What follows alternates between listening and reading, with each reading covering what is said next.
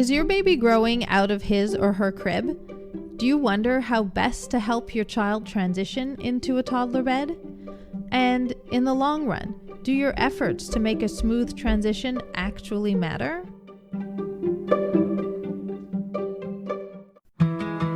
So the big question is this: how do we navigate through the mountain of overwhelming, often contradictory, and sometimes false parenting information we find online?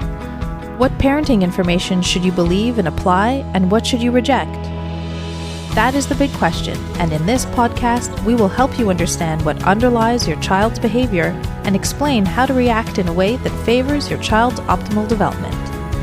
I'm Alexandra, and welcome to Dr. Solomon's Wisdom. Today's topic has to do with moving a baby from a crib to a bed. Even if your baby is co-sleeping with you and not in a crib, I think you'll find the information about the actual transition helpful.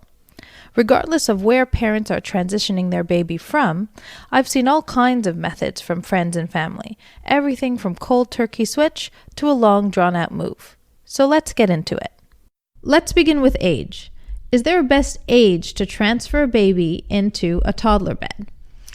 Well, most parents transfer the baby from the crib to a toddler bed between the ages of 18 months and 3.5. The scientific literature suggests that 3.5 is probably the best age to make the transfer. And so what's going on at 3.5 that makes it the best time to transfer into a bed? Well, there are several reasons, which I will share with you. They are not necessarily in order of importance, but here they are. The first is that at 3.5, your child will be able to understand the words and the concepts about moving from his crib into a big bed. The second reason is that he can understand, once you've explained, that he is expected to stay in bed once he's put in bed. Something he had no choice of when he was in a crib, but now he will have a choice about. The next reason is that he can be excited about something new. Oh my goodness, I'm going to have a big bed, just like Mama, or just like Papa, or just like Grandmommy. Next reason is that he can understand that his parents will be asleep if he wakes up, meaning he won't be too alarmed walking out of his room into a quiet house with no one around. Next, he has the motor skills necessary to move to a bed. The reason why this is so important is because kids have a fear of depth, which is inborn. When they look down from above, they do have some feelings of fear of falling, maybe of falling into a hole. And so he should feel comfortable that he can lie in the bed and not fall out. And in other words, that he has control about getting in and out of the bed. It's not something that is beyond his control, which, in fact, was something he did not have control over when he was in the crib. Okay, so that was about age. Now let's talk about timing. Age and timing aren't quite the same thing. So is there a best time to transfer a baby to a toddler bed? Yes, timing is very important, just as important as age, as a matter of fact. In summary, the whole household should be in a calm state. It should not be during a time when there are particular stresses on the child or particular stresses on the parents. Of course, this cannot be completely avoided, but it is something you should try for, to not make the move unless the household is in a pretty calm state. Again, I'll give you some examples. There should not be a newborn baby in the house. This would be a very stressful time to move your child from his crib into a bed, especially if you're giving the crib to the newborn baby. It should not be a time when you are moving from your current house to your new house. It is a big adaptation for your child to adapt to a new house. He should therefore not be also adapting to a change from crib to bed. And I'll just interject here, a move, even on the adults, is a time of stress, maybe overwhelm, especially if you're moving with young kids, packing up, unpacking, setting up. Exactly. Another time that moving to the bed should not coincide with is during intense potty training. If you are potty training your little boy or girl and you are having some difficulty with it, or it is going slowly, this is not the time to also make the major change from a crib to a bed. It should also not be the time when you are either starting daycare or starting nursery school or starting a new daycare or a new nursery school, which are big, big, big events in the child's life and can be very stressful, and therefore should definitely not coincide with changing from crib to bed. And now for the parents. Try also to move your child from a crib to a bed when nothing really serious or stressful is happening in your life.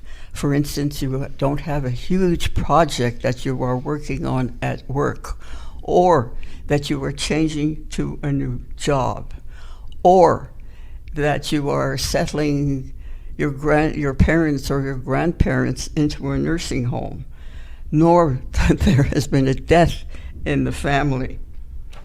In other words, to summarize it, there should not be something visibly anxiety-provoking happening in the child's life, nor something visibly anxiety-provoking in the parent's life when you move the child from the crib to a bed. It sounds like it's important to make this transition as calm and relaxed as possible. Why should parents make such a big effort to make the transition as calm as possible? Is it just for the short-term success of moving the baby easily, or are there long-term benefits to doing it this way? Yes, to both questions. To make the move as easy and stress-free possible, no matter who he is, the W in wise parenting. In other words, one child cries in his new bed, so know that you have done your very best. Another child does somersaults in his new in his new bed. Know that you have contributed to his very happy childhood. In both cases, as to the long term, your happy child and your worried child know that you are there for them. In the long term, this alone contributes to their healthy development and helps to avoid future anxious and depressive moments. So, if you're thinking that it's time to move your baby from his crib to a bed, remember the main points that were discussed here today. They will not only help with the actual transition in the here and now, but will benefit your child in the long run. Overall, try to pick a time for the move that's not super stressful for your child or for you. It will help set the tone for a more relaxed transition, and doing so will set you up to have more patience and energy to help your child through the transition, particularly if he's having a hard time with it. The other point is to wait as long as you can to take him out of his crib. Children grow at different rates, so waiting until 3.5 may not be possible in your case. But waiting as long as you can will increase your chances for a smoother transition, because they'll have developed sufficiently to get in and out of the bed comfortably and confidently, and developed sufficiently to understand the new concept of the toddler bed, along with all the expectations that come along with it. Some kids will have an easier time than others, but to parent wisely in this case means to understand your child and to follow his or her lead. It means more effort for some kids and an easier transition for other kids. We hope that you found today's podcast helpful. Come say hi on social. Our Facebook and Instagram accounts are at Dr. Solomon's Wisdom, all one word. You can subscribe to the Wise Parenting Podcast on any podcast app, including Spotify, the Apple and Google podcast apps, or wherever you listen. Parenting advice keeps changing on us, depending on what you read and who you listen to. This is making parents feel like they're doing a bad job. And worst of all, many parents today don't know who to trust for what is probably the most important job they'll ever have. So if you're the parent of a young child and you would like to feel clearer, more confident, and more at ease about your parenting decisions, then the Wise Parenting Academy can help you get there.